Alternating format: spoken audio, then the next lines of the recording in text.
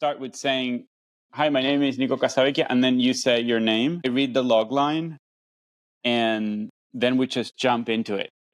Yeah. Just improvising. We're just improvising because guess what? We're already recording. This whole time. Shocker. This whole time. You sneaky. I'm like, Nico is so different than me. I'm literally like, okay, let's just do it. And you're like, okay. You're sneaky. 10 minutes to prep. I need 5 minutes to do this. And now we're like rehearsing the structure again. I'm like, Nico, we've done it already. This is why we do this together. And you are much needed in my life. My name is Nico Casavecchia. I didn't realize we were going to do proper introductions, Nico. Yes, we're going to do it. They know us already. All right. So this is Proof of Life. It's a weekly spin-off of You're Not Gonna Make It, where Helen and I check in with each other, just tell us wins and loses for the week that we experience. And on top of it, we make sure that we are alive in Los Angeles, which is a major challenge right now. Hi, Helen. Good, because the other day I saw an article about a woman who worked at Wells Fargo, and she was discovered dead after 4 days. So it's good that we check inside Wells Fargo? Inside her office, Nico. Wait. Inside the office of Wells Fargo? A 2-year-old woman who worked in like the back of the Wells Fargo building died at her desk. No one noticed until 4 days later. So it's good that we're checking in with each other because I am single. I live alone. That's why you have the podcast. It's a safety measure. Everybody should have one. I know. Everyone should have one. Everyone does have one. Everybody? Yeah, that's true. It's LA. But wait, when you see a story like that, do you write it down? No, I think, oh my God, that is so sad. I think things need to change. We as a society in America, we should really look at our lives and kind of realize that life's very, very short. We shouldn't be working. I feel that the elderly dying alone in their houses and being found is a universal problem. Like, I'm here to give you some perspective. It's bad everywhere else, but I don't know. I mean, I think that's that fear. It's everywhere. That fear is universal. It can happen to anyone in any country. Yeah, anyway. We started this off on a very sad note. Yes, you brought it up anyway. It's my own. Tell me about your week. What have you been watching this week? Let's do something fun. I've been watching some movies. I went and watched Blink twice at the theater. Mm-hmm. Are you planning on watching it or no? The trailer looks so much fun. It's such a well-cut trailer. I love it. I hope it's not that kind of trailer that it's done by a very skillful editor and then the movie's not that great. It's the opposite. Wow. I thought the trailer was not good. And I was like, I am not excited for this movie. It looks very cliche. Like, I already know what's going to happen. Yeah. And it took me by surprise, left me traumatized. I rarely leave a theater feeling how I used to feel back when like the movies would really hit me and leave an impression. But this time, this one left an impression. And thankfully, there is a trigger warning at the beginning of the film. And it's much needed because it is very, very violent. And my friend Steph and I were talking about this last night. We're pretty sure that they only put a trigger warning because of the drama that happened with It Ends With Us. Do you know about the drama? I do not know. I want to know. Well, the director, Justin Baldoni, and Blake Lively had a lot of creative differences. Nobody knows exactly what went down, but they put a disclaimer. I think they put a trigger warning on that movie, on Blink twice, because of all the lash out that happened with It Ends With Us. Because It Ends With Us deals with domestic violence, and Blake Lively was being criticized because she wasn't taking it seriously while doing press. Have you seen the movie? I did watch it. You talking about in It Ends With Us. It Ends With Us, yeah, but do you feel it's not taking it seriously? The film, I think, managed it well. I think the film did the best that it could do with the subject material. It's based on a book.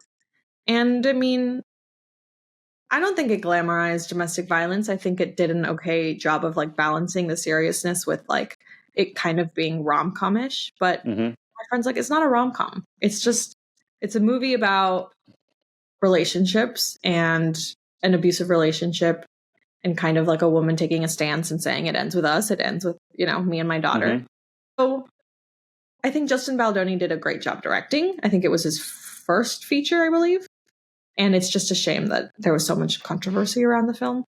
I think it's a very sensitive time, but I also feel like when you're a writer right now and working with those subjects for plot, it's very tricky. You have to make sure that you're not exploiting the subject matter, right? Because otherwise it becomes kind of tricky. But it's tough because you want to have those high stakes scenarios, and sometimes you're drawn to use those things that may not be cool to use anymore, right? Or you don't have maybe you don't have the proper kind of like saying in the matter if you haven't experienced it, or you don't have a kind of serious understanding of that.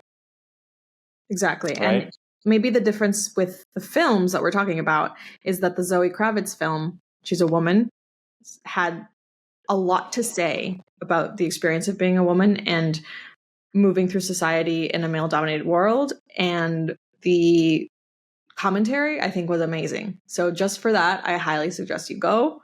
She wrote it? She co-wrote it and directed, yeah. That's insane that she's so talented that she can do everything. There's a conversation in the DGA right now about TV in terms of like TV is legendary as a medium. You know this more than me. Like, it's legendary and penetrable. The fact that you are a writer in TV speaks for your talent, Helen, because it's so impossible. I mean, at least as a director, as a writer, even more so, I guess. But as a director, it's very hard to break in. Like, you gotta be part of that growth. Like, you gotta start from the scratch and then make your way into the industry.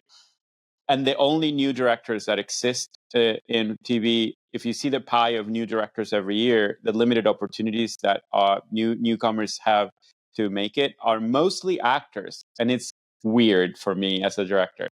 So I'm always torn when I see an actor directing. I'm a little bit weirded out. But in some cases, you can tell that they had the experience of being on set so much and they have so much talent that they do everything right. And there's a lot about an actor directing. I think there's a lot of leeway there and a lot of it can be applied very well if you're very good at directing actors because you had that experience. You're already building from a very good, I think, foundation. I'm a little bit mean to actors directing. I think this may be the exception. I don't know. I'll watch the movie. Okay, cool. And then TV wise, are you watching anything? Yes, I've been in a hiatus of watching TV for a while. I think that I finished the new season of House of Dragons, which I don't think it's relevant. I didn't feel like it wasn't anything new, but I'm watching. What? Yeah, I love season 1. Have you seen the second one? I didn't watch the second episode. I just watched the first episode. I was like, nah. It's okay. It's okay. If you like that world and it's an intrigue, political world, it's very kind of, I don't know, Shakespearean drama. But I didn't feel it was anything new. But I'm watching this show that it's called Slow Horses on Apple TV. And that one, it feels fresh. It feels very cool. I really, really want to watch it. Wait, okay. I could have sworn Slow Horses just came out, but then it's on season 4. Yeah, what happened there? I think there's a really weird wormhole. I was like, I have to check on this show. And by the time I check in, it's like many seasons. I had the same. Yeah, I'm like, what? Did they shot everything and drop it at once? I don't know. We'll find out. Tell me about Industry. Oh, yeah. Industry is a show that I've been watching, really giving it another chance. Gave it 2 chances prior to this. Could never get through the first season. Yeah, I do give TV a lot of chances. Do that? You're like, now it gets better at the 5th episode. Nobody buys that anymore. It's hard. It's hard for a TV series, especially in the first season. So I got through season 1, got through season 2. Now I'm on season 3. What's the guy from Game of Thrones who played Jon Snow? Let's find out. Computer. What's his? A guy from Game of Thrones. Nobody knows his name, I don't think. But he's a good actor, no? Or he isn't? He is. And he was one of the reasons where I was excited to like get back Kit Harington. Yeah, he's in the latest season of Industry and plays like a very charming startup/finance guy, and acting just leveled up in this latest season. I had a huge issue with season 1, whereas all the actors who were very young felt like they were acting. And I just didn't buy shebang. And I was like, okay, it's the finance world. Succession did it really well. This show feels like they're acting. And I couldn't really get into it, but this latest season. I love that you gave it another chance, like a season. You watch a whole season. What draws you to watch the second one? Why did you give it a chance? You like that world, or? I like the world. It's women at the core and at the center of it. And I don't know too much about the world. It's also set in the UK. There's a lot of aspects that I like, but it just wasn't coming together for me. And I finally clicked in this latest season. Oh, it's in the UK, of course. Peter Yeah. Harrington is British. And does it feel like, I feel like there's a grounded Succession, as stylized as it is and dramatic, it always feels like, for some reason, tricks your brain into thinking that it's real. Like, that's how it feels to be in that world. It's so hard to do that. I think as a writer, it's so tough. It's the writing. I think that was a huge issue with the first season of Industry. It was just the writing wasn't there for me. But like I said, give it a chance. If you start with season 3, you would be fine. You don't need to watch the first 2. What do you feel they do in the second one?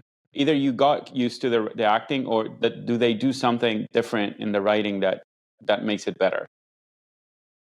I think the characters feel a little bit more grounded.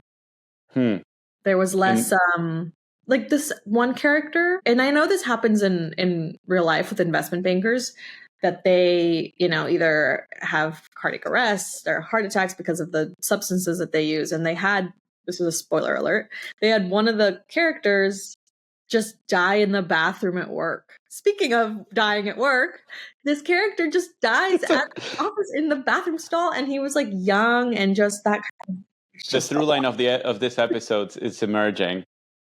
Don't die at work.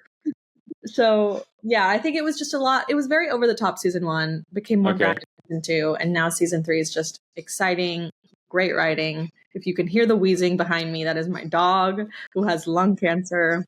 Shit, I had a pet with cancer. Dude, this episode sucks. Stop it. It doesn't suck. I think it's so realistic. It's true to life. Oh my God. It's like, what can we bring up that will destroy the will of life on people listening? Why don't we talk about our pets with cancer? It's fine. It's relatable. I'm here to keep us relatable. Okay, thank you. You were talking about a book that you were reading that I want to read. Yeah, it's a little bit of a nerdy book, but it connects with this because it's about. Sorry, I have Marfa. Do you need anything? Come here, show yourself. It connects with the movie world because this book, which I have here it's called The Making of Prince of Persia. How do you say it in English? Persia? Persia? Yeah, right? Yeah.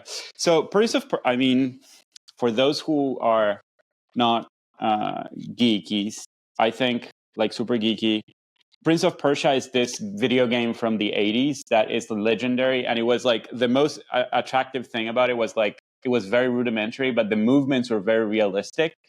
And the reason the movements are very realistic is because this guy, Jordan Mechner, who single-handedly created the game, he did everything by himself in his early 20s. He did it by actually filming his brother and tracing every frame of a VHS video and putting that animation into the game. So the movements are super real. And that was kind of like a game changer. And the game became a super, super sensation in the gaming world. Back when you had to use a big PC to play games, whatever. But the cool thing about this is Jordan Mechner is in his 20s. He just finished Yale. He's done a video game before in his computer, by himself. He taught himself, I think, how to program games, but he's also the artist behind it. He does all the graphics. He's a very skillful artist, visual artist. He's out of Yale. He starts thinking about this game called Prince of Persia. But the crazy thing is that he starts making this journal. And in the journal, you can see how he's out of school. He's casually getting into this project that he doesn't know at the time will take the next, I would say, 30 years of his life, because he starts doing the game at the same time that he wants to become a screenwriter in Hollywood. And he, for a while, pursues both careers, which is very beautiful. To see how someone is, kind of having this internal monologue that comes up in his journal about how to administrate his time and his hopes to become a screenwriter, and how he feels that this game thing may be a secondary thing in his life. But slowly you can see how like fate kind of takes over and the game becomes his main thing. And he will be known later for the game, right? He's like, at the end of the day, when you read his bio, he is the guy who created Prince of Persia. But the irony is that over the span of like 30 years and many iterations of this game, he will eventually write the screenplay for a big blockbuster movie based on the IP. I think like a very young Jake Gyllenhaal is Prince of Persia in the movie, and I'm trying to find a picture. And yeah, and was it a Disney movie? Yeah, I think so. I think it comes as a Disney movie, probably, or it's distributed by Disney. And he's the writer, and he premieres the movie. It's like I think in Venice, like his whole dream of becoming the filmmaker kind of like comes to fruition through the game, full circle. It's a crazy story, and it's very cool because it kind of like makes me think how we start a journey in our lives, like a creative journey, and then life takes over and takes you to a completely different way. And either you make peace with that or you're left behind, I think, because you're not living that real life that was meant for you, which is very crazy. I don't know how you cope with that. How do you choose your projects, and how do you make sure that it's the thing you want, It's definitely like a gut thing for me. If my gut's telling me that this is the project that's going to go somewhere, or if the universe is telling me like, okay, you have to keep working on this, then I do. But a lot of the times you just feel it, right? You just like, you feel passionate about the project, and it ends up actually working. So, do you ever wish you'd be doing something else that you're not doing? Oh yeah, all the time. I wish I had the freedom to go fund my own films and go, shoot in other places of the world, just not have to go into an office every day. I think that, I mean, I hope that's what happens in the future, once I have a little. If I give future Helen, let's say $2 million, you start losing the money by self-financing your own projects, getting high on your own supply. Yeah. Me too. If that's what makes you happy, that's what makes you happy, Right? I feel it. Yeah, I feel you in that. At a certain point, other people will feel that passion, relate to the stories that you want to tell, and give you the money. So it ends up working itself out. And to be honest, I feel that so many times people who had opportunities basically had the money to self-finance their own projects, and the opportunities came because they had the funding. Something interesting that happened this past week was I went to the NBC dinner that I told you about. It was it was the NBC program that I was in. We had our last dinner, like a goodbye dinner, right? And I was asking one of the people who runs the program, I was asking Robert, I was like, do you enjoy going to the film festivals, right? And he's like, well, yes and no. And I relate to that. I was like, I think that sometimes I stand around when I go to the film festivals and I'm like, why are we all here? He's like, yeah, it's like you have all of these independent filmmakers self-financing their films. And Robert's job is to be like, okay, come this way, come to the studios, like come to NBC, work your way up through the programs, right? And kind of make a name for yourself so that you don't have to self-finance. Does that make sense? Yes. And it was an interesting thought that I haven't fully processed, but I'm just like, okay, there's so many avenues to do it. It's not that way of doing it is wrong, but it's also very hard to get into the programs. So it's equally hard.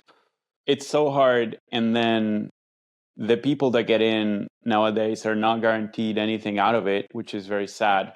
And when an industry is not dynamic, is not taking new talent, those places where the talent is supposed to be spotted become a little sad, I would say. You go to big festivals. I just finished my well, not finished, but like I'm winding down the round of festivals with Border Hopper, my short that opened in Sundance. And sometimes I feel sad because you meeting amazing filmmakers, but it feels more like a hangout. It makes me think that those meetings of cosplayers, that they're dressing up in their favorite characters. Like we're all cosplaying filmmakers. We're cosplaying that we are directors that are meeting and have a future. When in reality, it's so hard.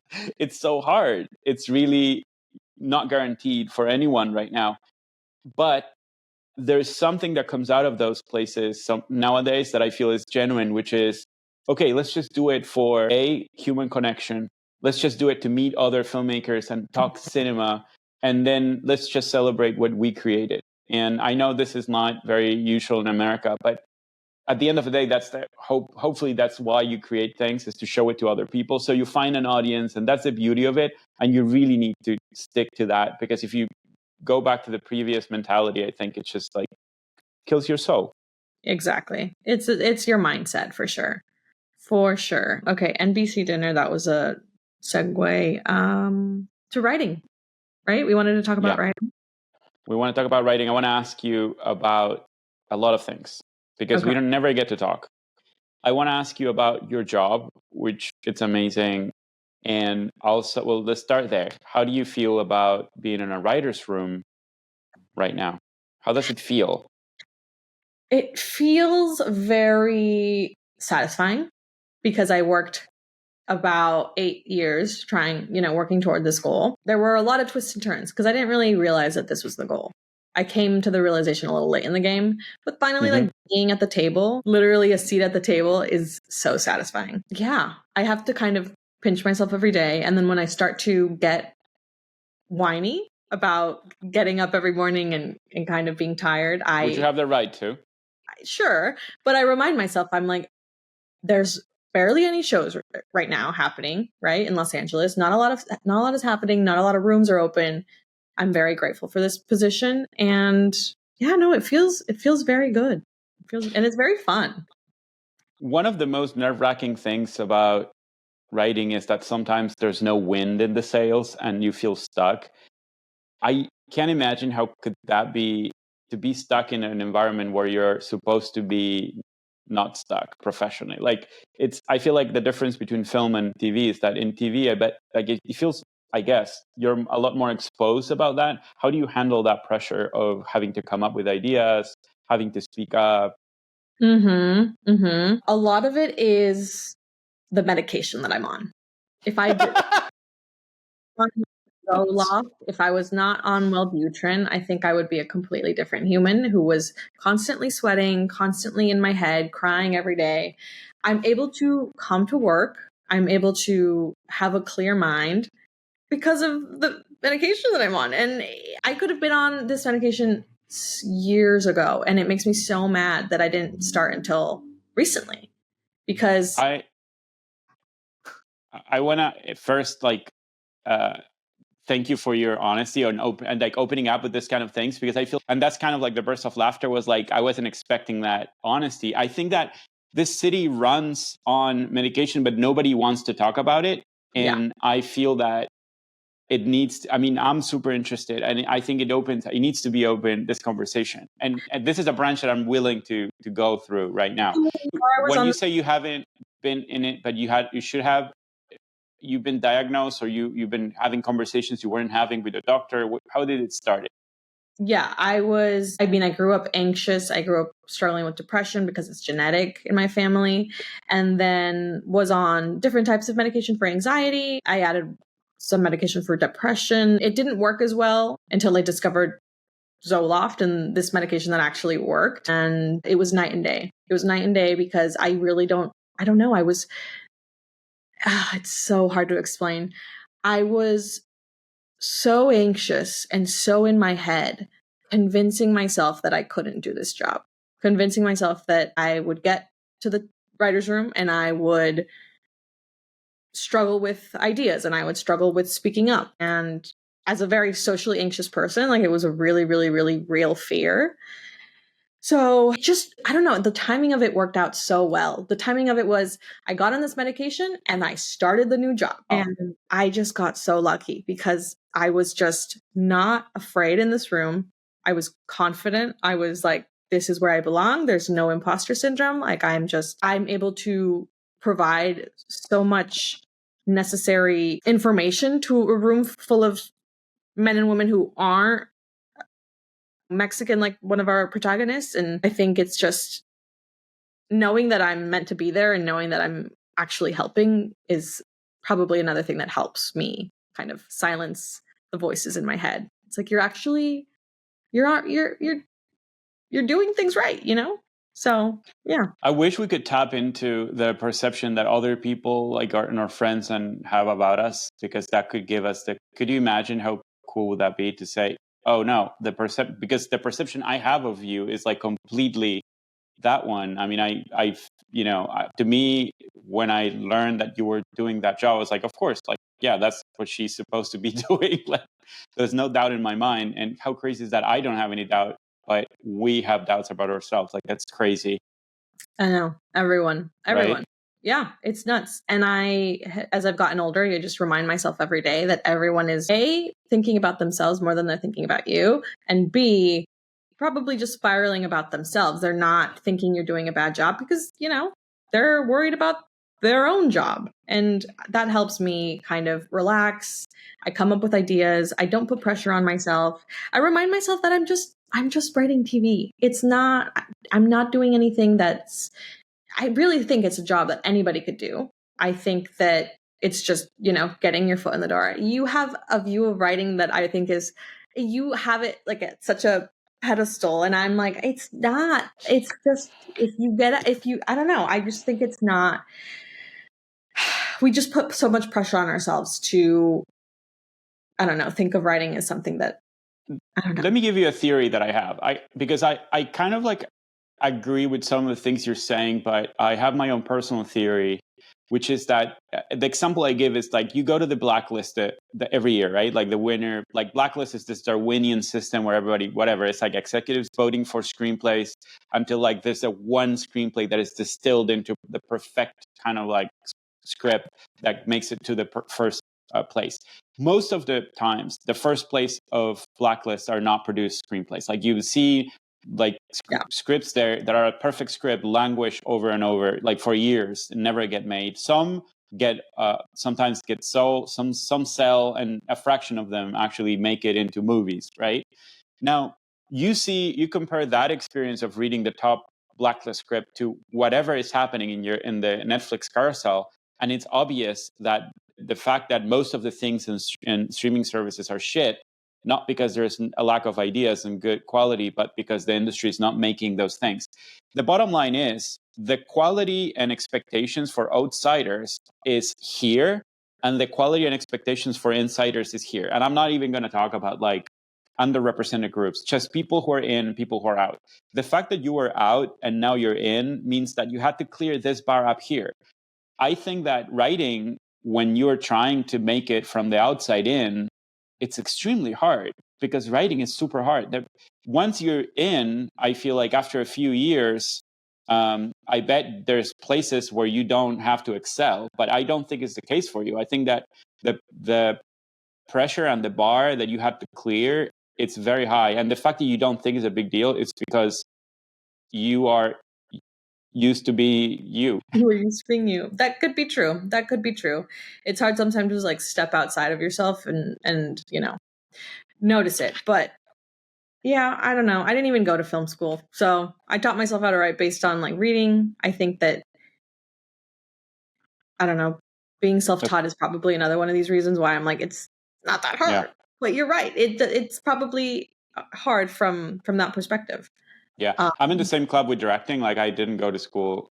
I didn't go to school for anything. I just finished high school. But the reason I sacrifice writing is because it's harder for me, I guess. It's tough emotionally. It's just sitting down and cracking the code on what I'm trying to make is very hard. And every time I do it, which is not my main thing, right? Like I write as a survival mechanism because I want to, create my own projects. I always write with someone. I'm writing right now with my wife. We write together sometimes. She's also a filmmaker. And when I sit down to write, that's the most both hard thing I do and the most rewarding thing I do. Like if I wrote one day, I feel like I can't complain. Like I feel like, all right, well, I've done what I had to do because that was the hardest thing. I procrastinate like with things that are crazy. I could clean a house. Me too. I could change a tire. I could do so many things not to write, like when I'm stuck on an idea, things that I would never do otherwise, Yeah. Yeah. I actually want to take something back. When I just ranted for 10 minutes about how writing isn't hard. I meant that maybe becoming a writer. No, that's not what I mean. What I'm trying to say is when I sit down to write, I also find it very hard. When I tell myself like, oh, I need to write, I also procrastinate like you. Like you finding it hard to write is something that I also do. And I think that that's part of it is what I'm trying to say. Yeah. You know? So Yeah. no, it can be excruciating. It can be excruciating, but I think that it's accessible. Like I hope that it one day can become or seem more accessible than it is right now. Because what I'm trying to convey is that like if I was able to do it, anybody could do it. But I don't think that's coming across. But that's the sentiment. You know what I mean? I was in the DGA this week on the Directors Guild Theater, and they basically screen movies every weekend, and they bring directors for Q&As. And I watched Alien Romulus, which was so much fun. It was like a popcorn, very well done, very, very, carefully done popcorn. And the Q&A with Fede Alvarez, the director, he's from Uruguay, so neighbor, was talking about writing. And the process that he writes with a friend. It's like a childhood friend. It's crazy. They're both very talented. They both came up together. They did, I think, Shaun of the Dead first, Dawn of the Dead. I'm going to put it later in the show notes. But he started with like a short film in Uruguay, and then he did Dawn of the Dead. It's crazy. He's like a very fabulous career. But he was describing the process of how he gets up in the morning with this co-writer, meets with this co-writer, and they start working. And the first part of the day from the morning to noon is all about panicking and then going in circles and questioning, why are we doing this? How we thought we could do this. And then they have lunch, and then they take a siesta because, they're from Uruguay and that's what we do. And then after that, they wake up maybe with one idea, and then they try to break that idea into something workable. And that's a good day. Like that's how slow it moves. And I can relate to that. It feels like going in circles in complete madness until you find a nugget of something that could propel you forward. The problem I have in writing is I need a lot of time to make sure the pieces come together, or it feels forced. No, same. I think that's so normal. So many people that I talk to are like, the idea has to just be in your brain for so long that it kind of sorts itself out before you can come to any sort of synopsis or outline or anything. And I think that's totally normal. Okay. That's a hopeful note, I think, to close this episode of Proof of Life. And next week, I want to tell you about, I'm coming up with this system of lists, because by now, I do systems, and lists are my thing to just feel like I think it's a desperate need of control. I'm coming up with a list of things that break me off procrastination when I'm writing. Just little advice I give to myself, like go for a walk, listen to music, or shower. But I don't want to spoil it for you. Okay, I'm excited because when I procrastinate, I would probably procrastinate on reading that list. But if, Yes, exactly. Well, I mean, at least I'm going to give you something to do. Well, it'll be in my brain at least. I'll know. Okay, cool. So we're signing off. Yes.